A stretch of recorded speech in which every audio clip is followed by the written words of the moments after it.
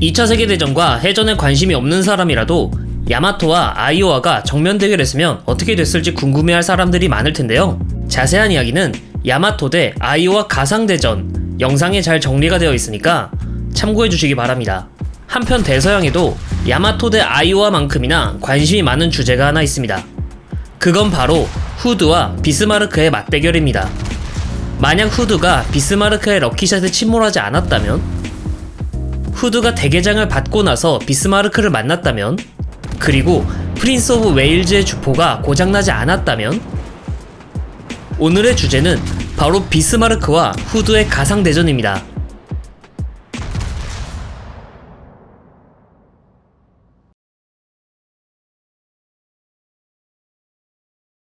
영상을 시작하기 앞서 이번 영상을 제작하는 데 도움을 준 월드 오브 워십에 대해 소개를 하겠습니다. 월드 오브 워십은 여러분이 군함을 직접 몰고 싸울 수 있는 워게이밍넷의 무료 해상 슈팅 게임입니다. 지금 더보기란과 고정 댓글에 있는 다운로드 링크로 접속하시면 벽라망로 콜라보를 기념하여 더욱 강화된 신규 유저 혜택을 받을 수 있습니다. 벽라망로 보급함을 1개, 신규 콜라보 함장 AL 시마카제,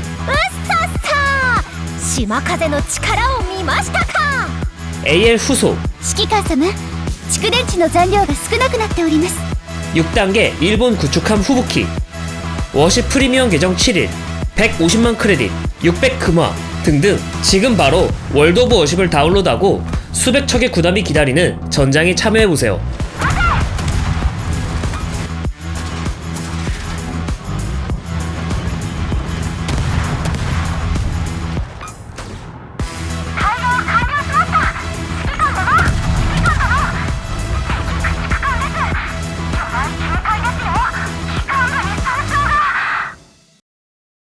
당시에 최신 기술이 집약된 15인치 거포를 탑재한 순양전함 후드는 1920년 취역 당시 세계에서 가장 거대한 군함이었습니다.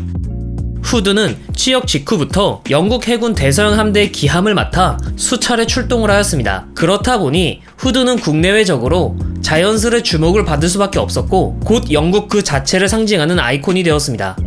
그런 후드가 비스마르크와의 교전 끝에 침몰했다는 소식은 영국의 자존심이 송두리째 무너지는 것과 같았습니다. 영국 해군이 가용할 수 있는 함선을 총동원하여 비스마르크를 잡기 위해 혈안이 되었던 것도 바로 이 때문이었던 거죠.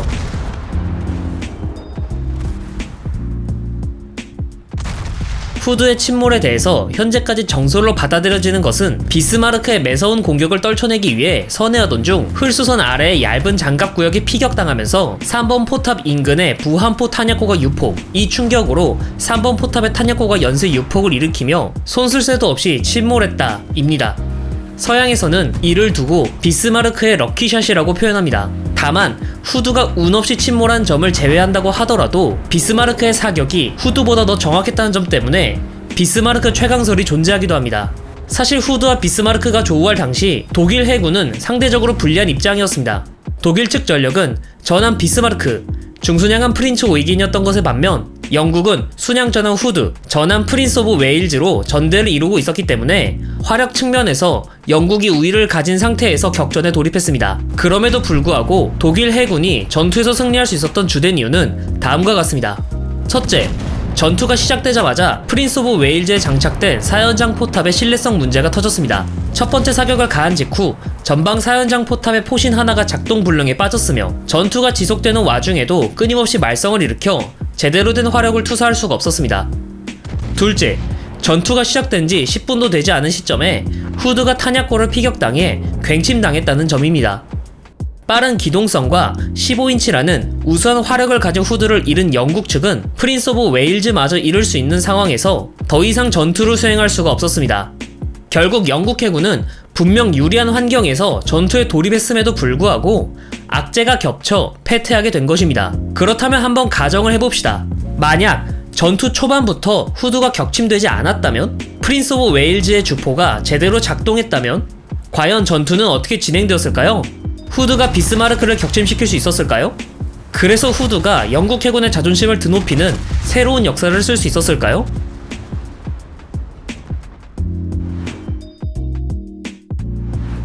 만약 후드가 끝까지 싸울 수 있었다면 어떻게 되었을까요? 결론부터 말하자면 비스마르크에게 큰 피해를 입힐 수 있었겠지만 후드 역시 대파되거나 침몰을 면치 못했을 수도 있습니다. 이는 비스마르크가 강력한 전함이기 때문이 아니라 후드, 넓게 보면 순양 전함 자체의 한계 때문에 그렇습니다.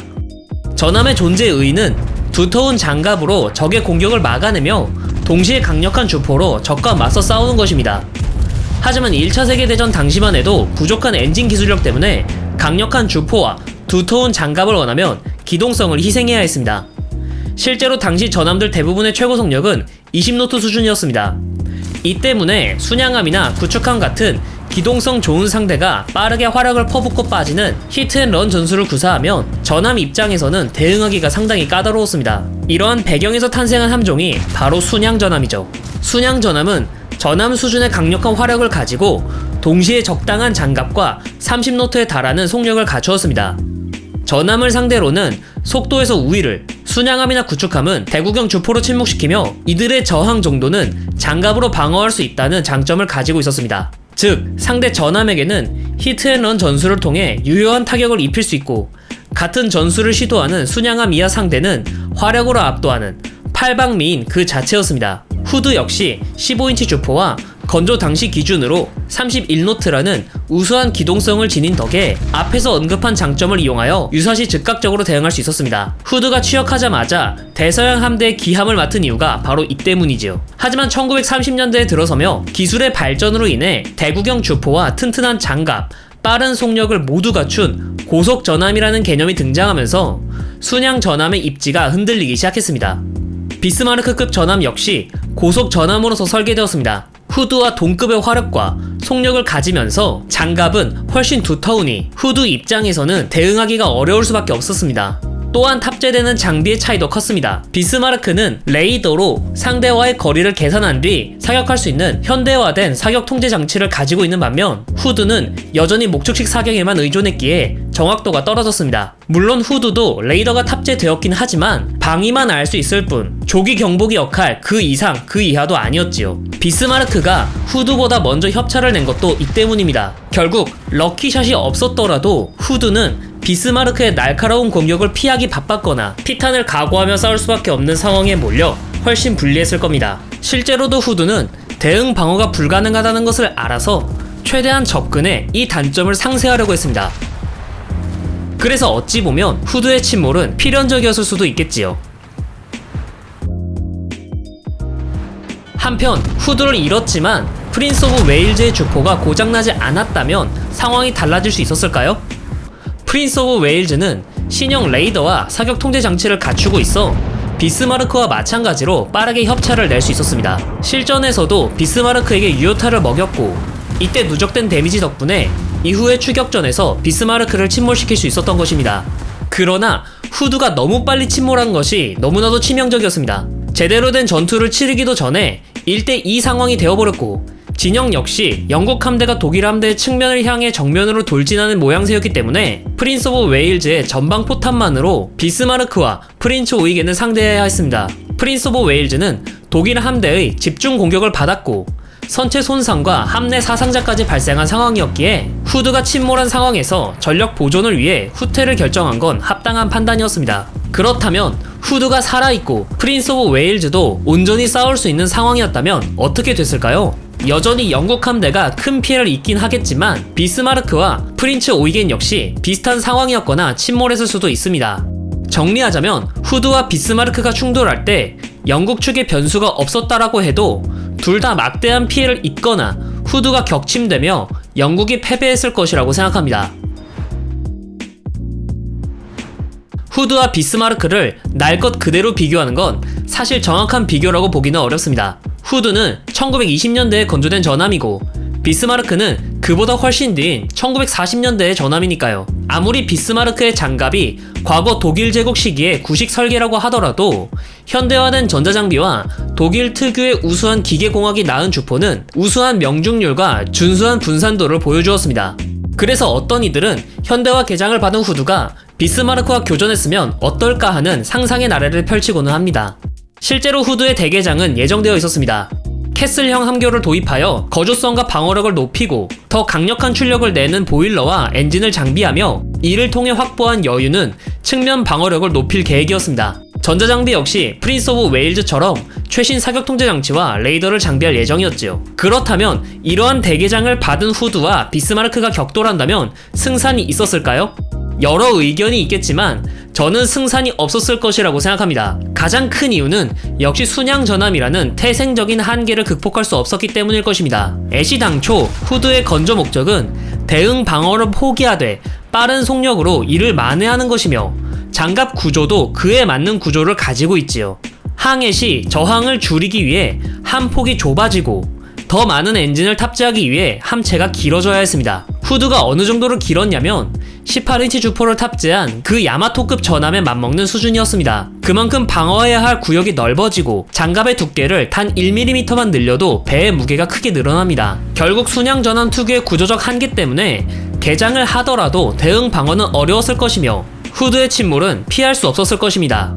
물론 신형 사격 통제 장치를 이용해 비스마르크와 동등한 화력을 투사하여 유효타, 운이 좋으면 치명타를 입힐 수는 있었겠지요. 결국 후드는 어떤 가정을 하더라도 비스마르크를 상대로 승리하기는 힘들었을 것입니다. 오히려 무승부 정도가 가장 이상적인 시나리오라 할 수 있습니다. 비록 후드의 침몰은 영국의 자존심에 큰 상처를 남겼지만 그럼에도 후드는 본연의 역할을 다하고 장렬히 산화했다고 할 수 있습니다. 아니 침몰했는데 그게 무슨 소리야? 라고 되물을 수 있습니다. 하지만 역설적이게도 이 역시 순양 전함의 장점에서 비롯된 것입니다. 앞서 말했듯 순양 전함은 강력한 주포와 빠른 속력을 가지고 있기에 즉각적인 대응에 딱이라고 언급했습니다. 마치 5분 대기조처럼요.